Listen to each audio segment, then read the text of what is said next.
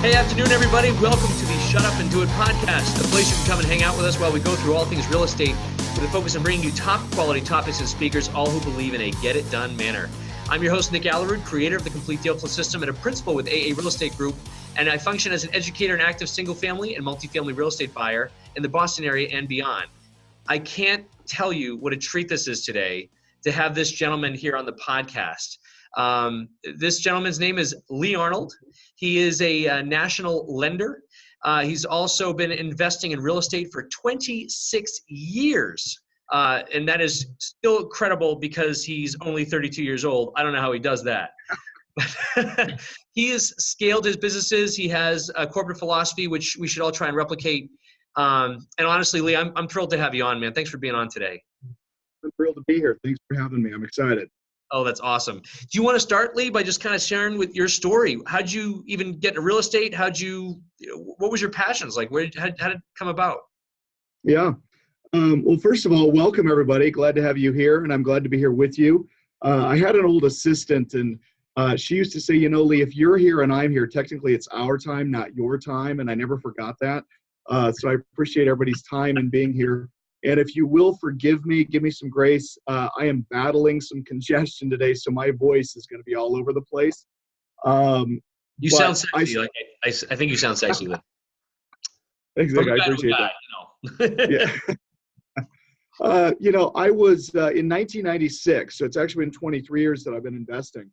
In 1996, I was working at a grocery store. I was a bag boy making $3.90 an hour. And I was putting myself through community college. So my plan was to get my AA degree and then transfer to a 4-year university. And then I was pursuing marketing and finance was kind of the path I was going on. But I wasn't a big fan of school. I wasn't a big fan of college. I've never been a book guy. I'm more of a get in there, get your hands dirty, and just start throwing stuff around and see what sticks. Not a great business philosophy, by the way. But something that I knew I needed something a little bit more hands-on, more tangible, because I grew up on a farm. So I'm a farm kid, right? So if something needed to be done, I fired up the tractor and I mowed it down or I baled it up and I did something with it. So sitting in Philosophy 101 was not my idea of success path. But working at the grocery store, my shift was 3 to midnight. And when you come home from work, you don't just immediately go to bed. You eat some dinner, you watch some TV, you kind of relax a little bit. So when I get home at 12:30, 1 o'clock in the morning and turn on the TV, the only thing on is infomercials. And if you guys remember back in the 90s, infomercials were, get rich in real estate, get rich quick. I still remember the get rich selling little tiny ads, if you guys remember that. And so I saw this infomercial that said, hey, learn how to invest in real estate.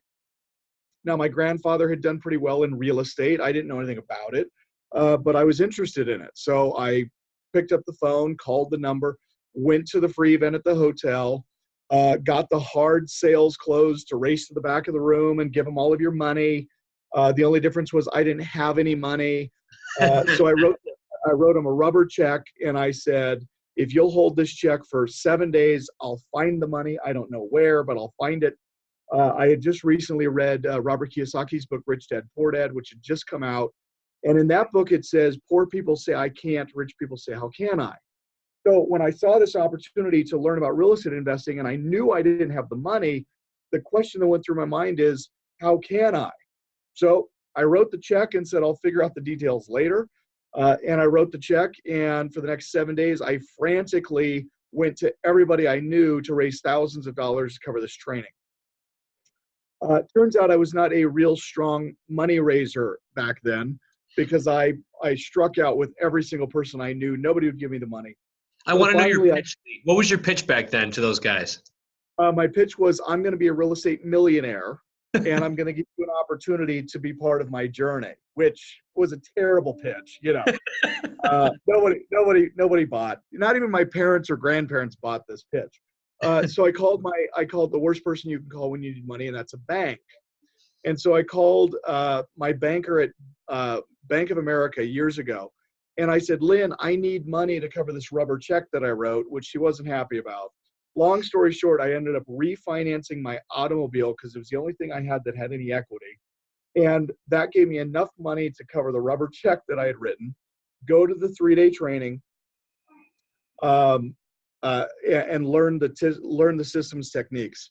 It also left me enough money to put earnest money deposit down on my first deal. So I go to the training, I write an offer on a piece of real estate, I get it under contract, and now I'm right back to the same problem. Okay, now I've got this great deal. Where am I going to get the money?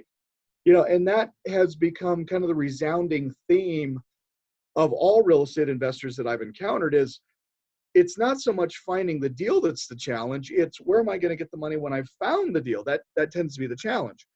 So I wrote the offer, and again, long story short, I got a private money lender to fund the deal. So now I'm 18 years old. I have a private money lender that funds the deal. He gives me money for rehab. I then go in and spend the next 6 months doing all of the work myself.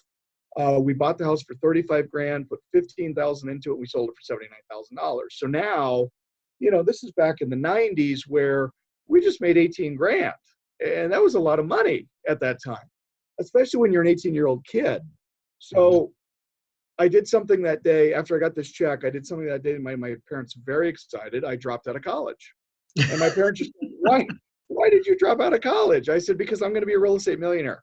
And it was at that point that my fate and my path had kind of been determined. And I said, you know what? I love real estate. I love what it can do.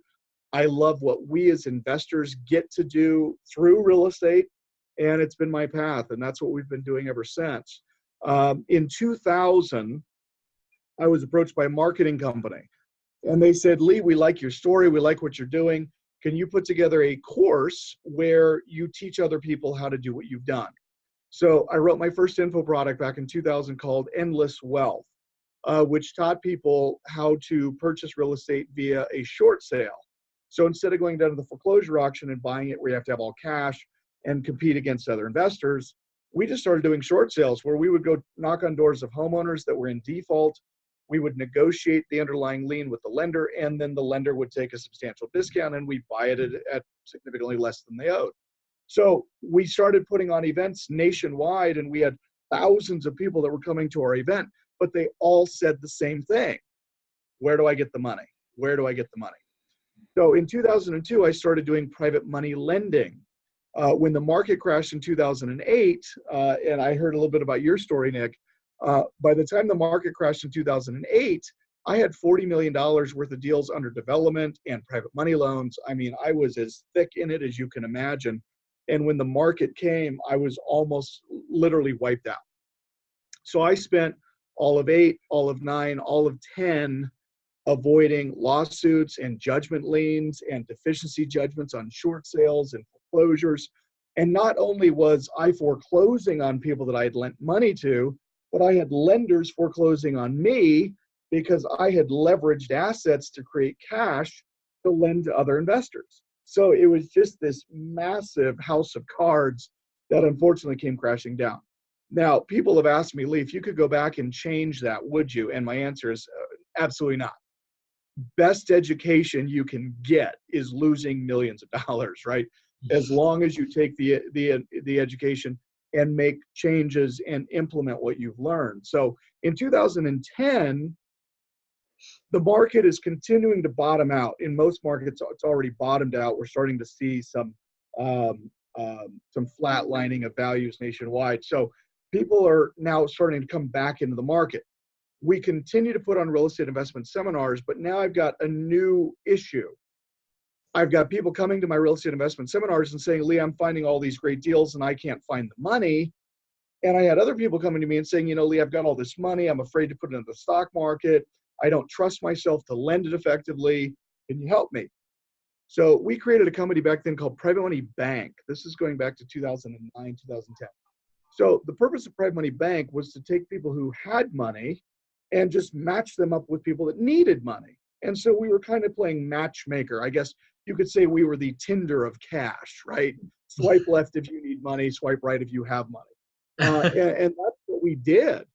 In 2011, I got a letter from the FDIC that said you can't use the word bank in your name. And I argued with them, and I had my attorneys argue because you got food bank, clothes bank, blood bank, sperm bank. I figured, hey, this works. Good point. Needless to say, I lost the argument. and we changed the name of the company to Private Money Exchange. And then in 2013, we decided, you know what, we need to scale this thing up. So we created our first private equity fund in 2013. We created another one in 2014. And just 90 days from now, we'll be creating our third fund, which is a Reg A fund, which is for non-accredited investors. And I'm really excited about this fund because it's a $50 million fund that many of our customers can get involved in simply because it's only $1,000 minimum investment. And now our investors nationwide will be able to participate in our fund, which is ultimately lending money to investors across the country. So to facilitate all of that, we changed the name of the company now to Kogo Capital. And that's what it's been and what we are going back to 2013 now. And we are one of the nation's largest private lenders of money to real estate investors nationwide. So it's been an interesting journey, and everything has kind of evolved as a result of encountering a new challenge. And that's what I love about business is there's never a shortage of challenges to solve. And the ones who win the most are the ones who solve challenges the quickest. And I think that that's an important element for all of us as business owners, as entrepreneurs, as investors, is to embrace the challenges because they are the very things that will create the foundation of what we grow and what we build. And I believe that the most successful companies are built on the greatest and largest foundations of failure. So when I hear people's story of, you know, I lost everything, I've been through bankruptcy 3 times, it's like, perfect, you know, you're the best candidate to get rich because you now know what not to do. I think the scariest investors that I encounter are the ones that have, you know, the master's degrees and the PhDs, and they got $500,000 sitting in a 401k, and they've been very successful in their chosen career path, but they haven't been successful in real estate investing. And because of this, they tend to go at it without asking the right questions and without getting the right advisors to support them and encourage them. And ultimately they end up losing money simply because they didn't ask.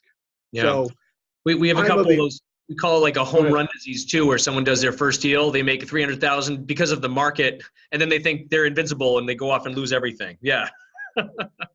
Right. So, you know, for the listener that's watching this going, well, I don't have any money, my credit's terrible, I've been divorced 12 times, I got 19 kids, and they're discounting themselves because of the situation. I would argue that those of you that are coming from the most challenged economic situations are most likely to be successful because you got nothing to lose, right? And that's one of the advantages of being at ground zero is you've got nothing to lose. I 10,000% agree with you on that one, Lee. That's awesome. If you don't mind, when you went through what you went through in 2007, 8, 9, or even prior to that, well, I guess that was the one where you kind of got hurt. When you were remembering what you were going through on that side of it, when you were foreclosing on people were foreclosing on you, you're getting creditors, collections calls, that sort of thing, kind of big dings to your probably, you know, pride, ego, credit, that sort of thing. Like, what were your next 5 steps from there? Like, how did you start to turn the mind around, and how did you get back on your feet? Well, you know, that's another advantage of being a college dropout. I didn't have any other options, right? So again, going back to when you're flat on your back and you're at ground zero, all you can do is go up. I didn't have any options. And I remember when I told my parents when I was 18 years old that I was dropping out of college to go do real estate investing, they said, well, how about you go get your degree first so that you have something to fall back on? And I think that that's the worst advice you can give somebody, because if you have something to fall back on, you're going to fall back on it. When failure is an option, but quitting is not, you've got to keep plowing forward.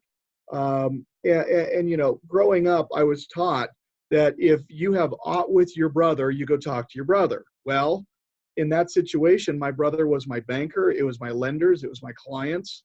And so we had to work through and communicate to eliminate and solve all of the difficulties that we'd created in this failed empire so that we could isolate those issues and rebuild. And the cool thing is, as we came out of that, with the market being where it was in 2009, 10, and 11, I mean, it was a tremendous environment to build in. And I'm of the opinion that we are going into a new market cycle where we're going to start seeing property values declining. We're going to see an increase in foreclosure, which is unfortunate for those losing those properties, but it creates a tremendous opportunity for those that are getting into the market now. I don't believe that at least in the last 10 years, there's been a better time to be getting into real estate and to begin investing or even doubling down on your investments than right now.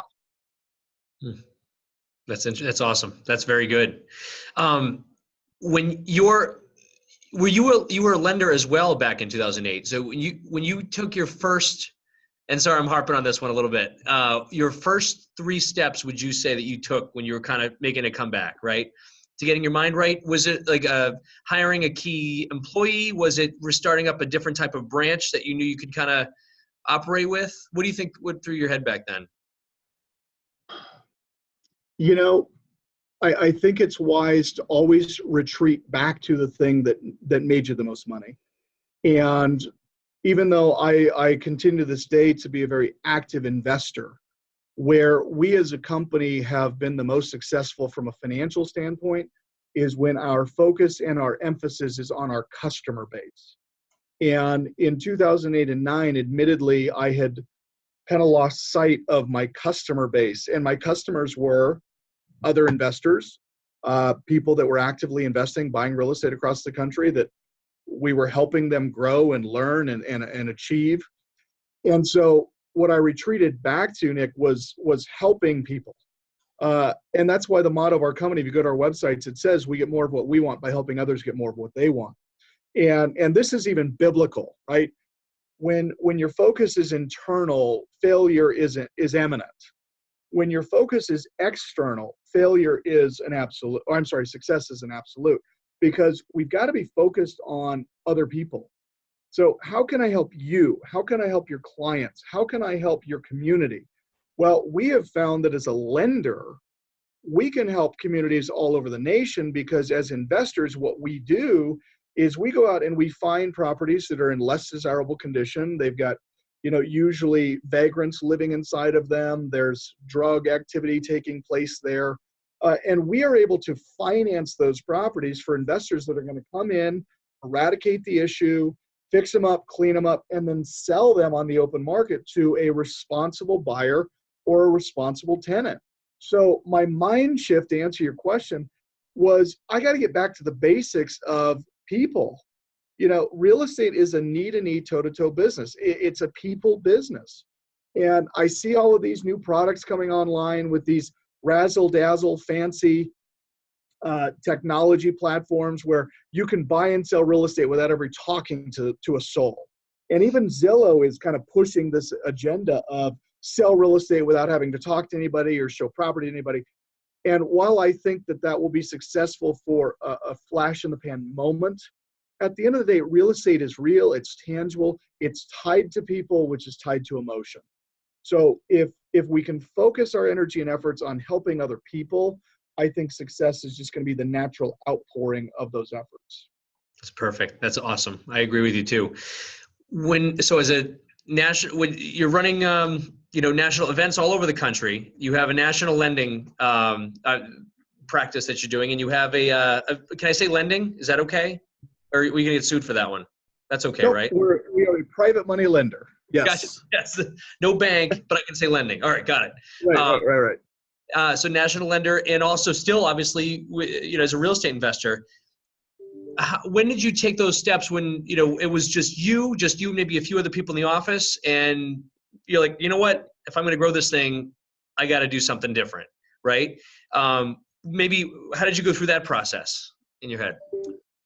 Well, I got my real estate license in 2001. So I'm still to this day a licensed real estate broker. I'm with Keller Williams. And I'm of the opinion that if real estate is your thing, that you need to maximize the income that's coming from your efforts. So, 8 out of every 10 houses that you buy or sell are going to be done through a licensed real estate agent. So if you're buying 10 houses a year, 8 of those deals are commissions being paid either when you buy it or when you sell it. So for those that are watching, if real estate's going to be your thing, I think that you need to possess all of the available licenses and certifications that you can get to maximize your fee income per transaction. So I had my real estate license. Well, in 2005, I noticed that there was a lot of these new loan programs. So I went out and I got my mortgage license. So now I'm buying houses at auction. I'm listing them on the MLS to sell them, and I am qualifying the buyer to get the loan. So I'm getting paid when I sell it, I'm getting paid commission for selling it, and I'm getting paid a broker fee for helping this person get financing. Well, in 2008, all of the all the companies that we were brokering loans to, they went bankrupt. Wells Fargo, Washington Mutual, Greenpoint. I can't think of the other one. It was an orange logo. It'll come to me. So in 2008, when the market is crashing, I realized, okay, there's all these incredible deals, but there's no money. And having a background in mortgage loan origination, I thought, you know what? I'm just going to facilitate loans as a broker for private money loans. And so what I did is I went back to my book of business of investors that I knew that were buying houses for me that I was wholesaling to. And I went to my book of business of people that I knew had a couple $1 million laying around. And I said, hey, I'm going to broker loans for you to get your money deployed. And I'm going to get you money to buy these properties. So that's what we started doing, which is brokering private money from rich people to active investors that needed it. And so we started making 1, 2, 3 points in loan origination. And so you figure a $100,000 loan, $3,000 in origination, another $3,000 in commissions. And so we focused on helping our customers build their book of business. And as a result, it helped us build our book of business back up, which then gave us the financial wherewithal to now start hiring an assistant, a marketing person, a copywriter, and we just started growing the business again. So I remember this distinctly. It was August of 2008. My company was averaging about $250,000 a month in revenue, and I had about 65 employees at that point. In September, our company did $20,000 in revenue. 250,000 to 20. Oh, That's yeah. a $230,000 deficit. And in 4 days, I had whittled my staff down from 65 to 4 because I saw what was going on in the market and said, okay, this is not a short blip. This is going to be bad. And I'm happy to say that through 9, 10, and 11, we kept those same 4 employees. And together, we just kind of ground it out, and we figured out ways to make money by helping other people make money. And that continues to be our mantra. When you get rich, I get rich. But if I'm getting rich because I'm taking advantage of you, then I'm going to be poor. Mm-hmm. So, Got it. and I don't want to keep harping on the same answer, Nick, but that's really what bailed us out of that thing, was just focusing on helping other people build their businesses. Yeah. No, cheers to that. That's fabulous. So right now, and I love it, you took a kind of a methodical approach and you made some key hires. Sounds like sales and marketing were first when you were kind of doing that scale up. And at this point, you have quite an organization now. I mean, are you willing to share kind of maybe a top level as to how you have it structured this day? Like, do you have the freedom and independence that you want to have on a day-to-day basis that you like? You do. That's why it's great to have honest conversations. Yeah. If you're willing to share, we'd love to hear it. Yeah. No. Well, let me qualify that. Okay. A year ago, 12 months ago, I took the one of my bucket list trips of my dreams. And that was my wife and my 3 kids. We went to Israel and we did the Footsteps of Jesus tour, and we were gone for 10 days. And it was a mind-changing trip. I mean, it was epic. So if you are the believing type, you got to go. It really is my grace land, right? So we're probably taking 6 to 7 weeks a year in vacation. So that's good. But I am still actively involved and engaged in growing this company. And I know that a lot of people, they get into real estate because they're looking for that passive income where I can just kind of set it and forget it. And I got $5,000 or $10,000 a month coming in without a whole lot of involvement from me. And while there's nothing wrong with that, I'm still kind of driven by what's possible, you know, and I feel like we're just scratched the surface on what can be done.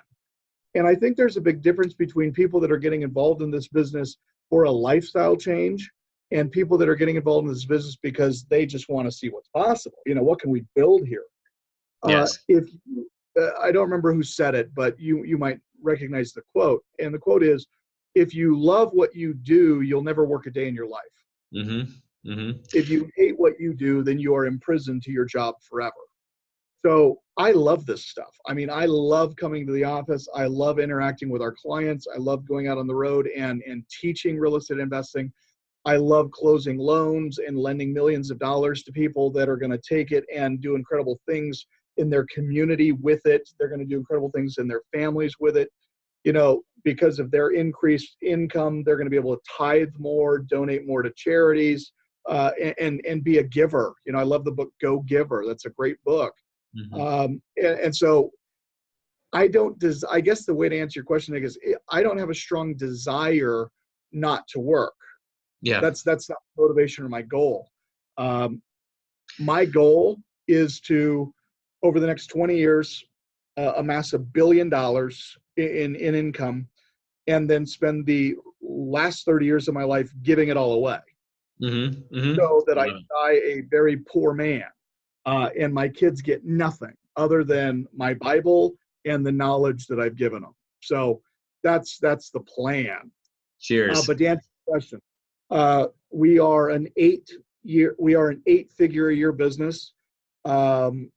And we intend to continue to grow that, not from a revenue standpoint, but our company goal this year is to hit a new record of the number of millionaires that we create. So even the company focus is not how much money can we generate. The company focus is how many millionaires can we produce through education, mentorship, and financing. And so that's what everybody within our organization is focused on. Right now, we have essentially 4 different aspects to our company. One is education. So we go around and put on real estate investment seminars. If anybody's interested in looking at those, they can go to fundingtour.com. So we teach people through the education side. Then we have Kogo Capital, which is the private equity lending arm, and that's where people come to get funding. Then we have a company called Lake City Servicing, which services all of those loans. And then we have another company called APH, which is a construction company, because we are a very active real estate investment flipper. So last year we flipped 52 houses in our known market, which isn't at all where we want to be, but considering it gets about 4 hours a week of my time, I figure that's okay. But that is a side of the business that we are growing and scaling. And one of the reasons that being actively involved in real estate investing is important for us as an organization is we're out there recreating the hurdles and pitfalls that our customers are encountering. And then we can in real time update our education curriculum so that it's real time, specific to the market and what's going on right now. We've all been to that real estate investment seminar where they're still teaching you that appreciation is a thing and cash flow on investments is a thing. No, you've got to invest based on what the market is doing now and what the greatest revenue opportunity is in that moment. And I'm right now of the opinion that it's still not a great time to buy and hold. I think the market needs to drop a little bit more. And so what we're encouraging our clients to do is to flip and wholesale and wholetail to amass cash so that when the market does dip down to a level that cash flow is much more favorable, that you've got liquidity to start buying things up and building that portfolio again. So there's never a bad time to buy real estate. There's only the wrong strategy for the current market cycle. And that's what we try to stay on top of. That's awesome. Lee, what's been in recent years, the last 2 years or so, what's been one of your biggest learning experiences? Maybe not necessarily, you could call it a failure or call it a big learning experience that you decided, you know what, where I am now, this isn't where I wanted to, this wasn't my desired outcome. How did you go around fixing that or learning into it, I would say that my greatest aha moment in recent years is how incredibly important surrounding yourself with the right people is. And what a lot of employers do, especially entrepreneurs, because I know that I did this, I established what I could afford to pay. So I hired my first assistant when I was 20 years old, and I didn't have a clue what I was doing. And I didn't have any money to pay her either. And I figured, okay, I can afford $10 an hour, and that's it. So now, rather than looking for the best applicant, the best assistant I can possibly find, I'm looking for the one that's willing to work for $10 an hour. Well, that's the wrong mentality, because every employee that you hire, as the employer, you should be expecting a 3-to-1 return. So if I'm going to pay somebody $10 an hour, I expect them to produce work product that generates $30 an hour in income. Well, if the 3-to-1 ratio is a thing, then if I bring in employees that I'm paying $100,000 a year, they're producing $300,000 a year in income minimally. So early in my career, I believed that the greatest return on investment in business was in real estate. You buy it, you fix it, you sell it, you make $20,000. Fast forward 22 years later, the best investment in business is in people, the right people. So who's your COO? Who's your CFO? Who's your CMO? And rather than worrying about what am I going to pay these people, you got to focus on what value do these people bring to the organization, and how much revenue do they generate as a result of their involvement within our operation. And that's the reason that to this day, I mean, we're staffed now, we're up to almost 100 employees within all of the different functions of our business, because every employee is an investment. Mm-hmm. I hired a guy years ago to take on human resources for us. We all know it as HR, the HR department. And he referred to it as human capital, not human resources. And that was a mind shift for me, because I had to look at my people as an investment. You know, by bringing them on, it's the same as buying a fix and flip house that I'm going to make 20 grand on. I'm going to take on an apartment building where I'm going to generate $8,000 a month in positive cash flow. I'm going to take on a chief operating officer that's making 150 grand, but's producing $1 million a year in revenue. So change your thought process from employees being an expense to employees being an investment, where there is an expected rate of return. And your organization will grow massively simply from that mind shift. Love that. And that's what I've learned. That's awesome, Lee. That's great. In the spirit of Tim Ferriss, we do one awesome question that I tend to like, and we have all of our guests answer it. What is the best purchase you've made in the last 12 months that has been under $100? And I'm looking around for my book, Nick. Books are acceptable. We'll allow that. I can't find it. I think it's at home. It's called The Making of a CEO. The Making of a CEO. We haven't heard that one yet on this podcast. Yeah, tell us about that one. So it's written. The author is a guy that has done consulting to CEOs all over the world. And so he takes what he learned from each of those CEOs, and he's put it together in a book that creates kind of like the perfect CEO. So what are the benchmarks as entrepreneurs, as business owners? Because I don't care if you're making $1 a year or $100 million a year. If you are the driving force, the creative force behind your enterprise, you're the CEO, right? So what is our responsibility to manage our teams, to lead our teams, to hold them accountable, to set KPIs or key performance indicators? What are those key performance indicators?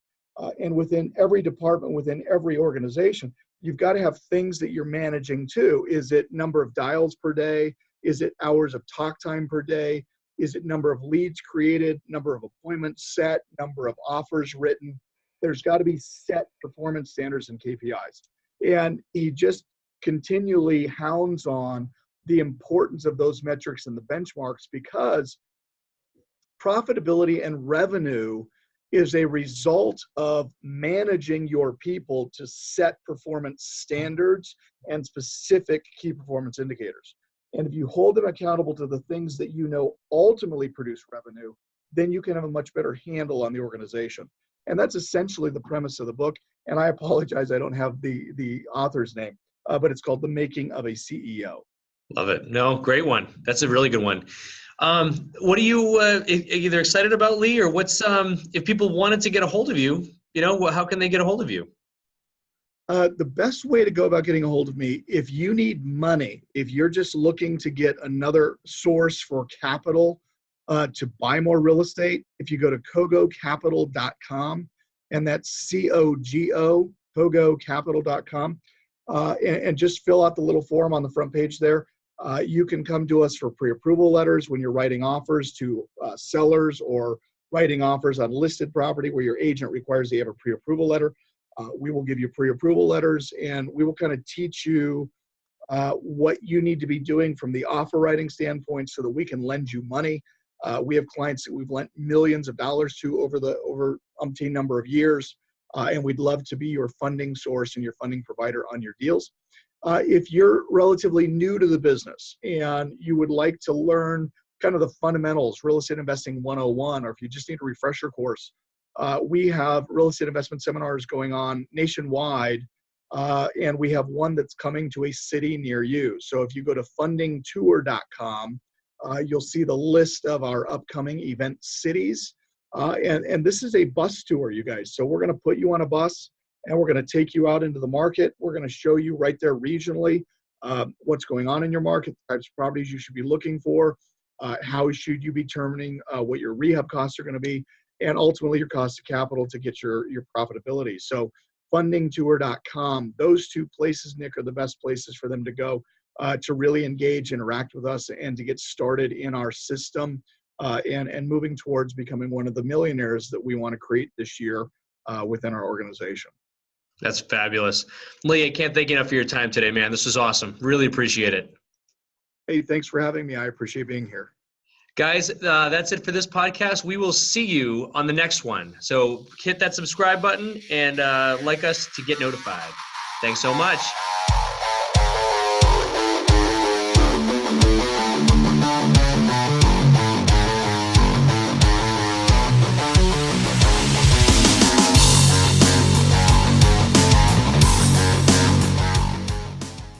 Hey, folks, I hope you enjoyed today's podcast. It was insane what Lee has shared with us on how overcoming failure and how he built his businesses. Wanted to let you guys know we have a live event coming up here. It's our complete deal flow intensive live event, March 30th and 31st here, which will be local in Woburn, Massachusetts. We usually go through everything in this class. Everything being from setting up your business for success, setting up your calendars and setting the routines, finding those off-market deals and those leads, getting them to come in, how to talk to those sellers, how to close those sellers with offers. Different offers from Mass and New Hampshire will be submitted and gone over. And the biggest one is, of course, how to work with those sellers. So hopefully we'll be having some live phone calls, some live interaction. We would love for you to show up to that event with us. So you can check it out. It's www.shutupanddoit.biz. That's shutupanddoit.biz to join us for the fun on March 30th and 31st here in Woburn, Massachusetts. Wholesalers, rehabbers, landlords, this is definitely a course for you, no matter if you're beginning or experienced. Love to see you then.